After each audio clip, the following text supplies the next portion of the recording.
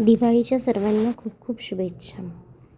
दिवाळीची सुरुवात होते ती आपल्या सुंदरशा वसुबारसपासून. पूर्वी म्हणायचे, दिन दिन दिवाळी गाई म्हशी ओवाळी. गाई म्हशी कोणाच्या? लक्ष्मणाच्या. थोडक्यात काय की आपल्याला जे पशुधन मिळालेलं आहे त्याची पूजा करण्याची ही प्रथा होती. त्याच दिवशी आपण गाईला गुळ खोबऱ्याचा नैवेद्य दाखवतो. दुसऱ्या दिवशी असते धनतेरस. या दिवशी गोमती चक्र, कवड्या आणि कमलकट्टे यांची पूजा आमच्याकडे केली जाते. ह्या वर्षी नव्यानेच मुलांच्या मदतीने मी एक कॉईनचं झाड बनवलं होतं. 5 धान्यांची पूजा देखील करण्यात आली. कुबेर देवतेची येथे पूजा करण्यात आली. त्याचबरोबर धन्वंतरीची पूजा अनन्यसाधारण महत्त्वाची आहे. धन्वंतरी ही आयुर्वेदाची देवता मानली जाते. ह्या सर्व पूजा व्रतवैकल्य ही उगच नाहीत. यामागं एक भावना आहे आणि त्याचबरोबर शास्त्रीय कारण. दुसऱ्या दिवशी यमदीपदान होऊन पहाटे यमदीपदानाच्या दिवशी आपण सकाळी पहाटे अभ्यंग स्नान करतो. अभ्यंग स्नान करण्यासाठी तेलाची लोशन लावले जाते, उटणे लावले जाते.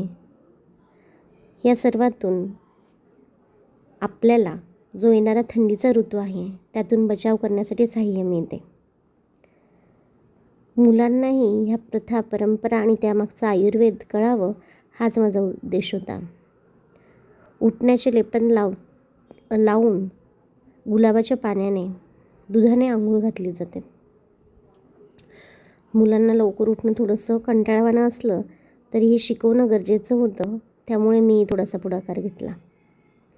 हल्ली सर्व रेडीमेड मिळतं, पण पूर्वी स्वतः बनवायचे. आणि हो, आपला मोती साबण तो तर गरजेचाच की. आपल्या लहानपणी या सर्व गोष्टी खूप उत्साहाने केल्या जायच्या. तरुण पिढीचा उत्साह आता थोडा कमी जाणवतो आहे. पण ह्या जेनझी पिढीला प्रथा, परंपरा समजवणं, त्या जतन करणं हे गरजेचं आहे. ठीक आहे, स्वरूप थोडंसं पुढे मागे होऊ शकतं, बदलू शकतं, पण भाव अतिशय महत्त्वाचा. हिरडा बेरडा आणि उटण्यामध्ये असलेले सुगंधी तत्व आपल्याला एखाद्या लोशनप्रमाणे कार्य करतात.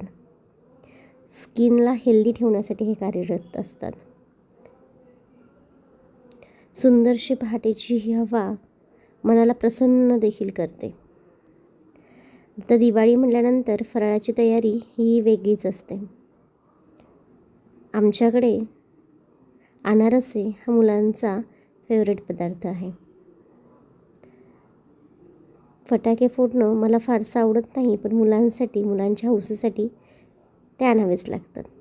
फुलांच्या माळा आम्ही स्वतः घरी बनवतो. आपल्या गाड्यांसाठी, आपल्या वाहनांसाठी मुलंही आनंदाने वाहनांसाठी हार बनवतात. ह्यावर्षी नव्यानेच